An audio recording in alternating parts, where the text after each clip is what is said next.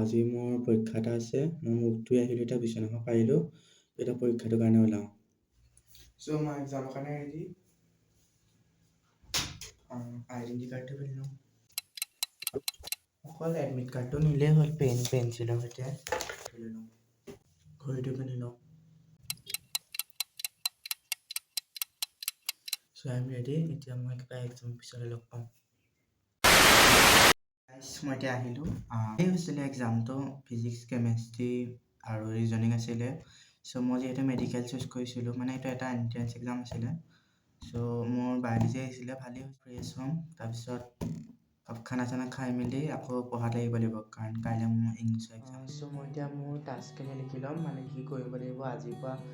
মোৰ এক্সাম কাইলৈ দুপৰীয়া 12টা বজাৰ পৰা আছে। মই গোটেই টাস্কখিনি লিখিব লাগিব, কি কি কৰিম।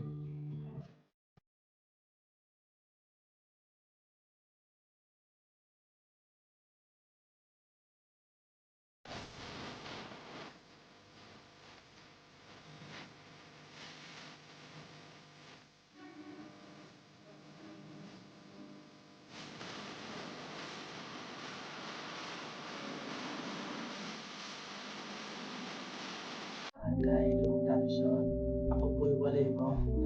পঢ়িবলৈ মন যোৱা নাই, ইউটিউবতে অলপ ভিডিঅ' কেইটামান চাই মেলি আকৌ পঢ়িবলৈ ষ্টাৰ্ট কৰিম আৰু।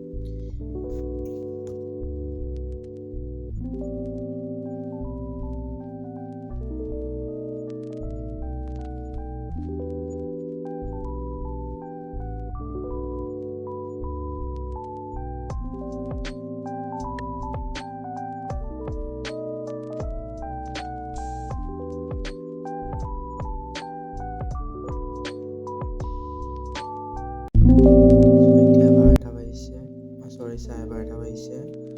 মানে মোৰ মিছ কৰিলোঁ। এতিয়া শুবলৈ যাওঁ আৰু পঢ়িবলৈ মন যোৱা নাই।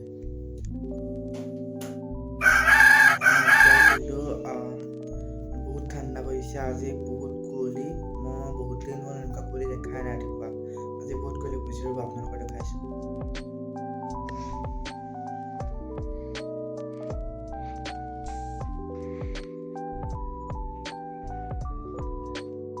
এতিয়া প্ৰায় 9:30 বাজিলে।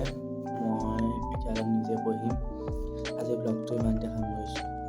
গুড বাই, নেক্সট ব্লগত লগ পাম।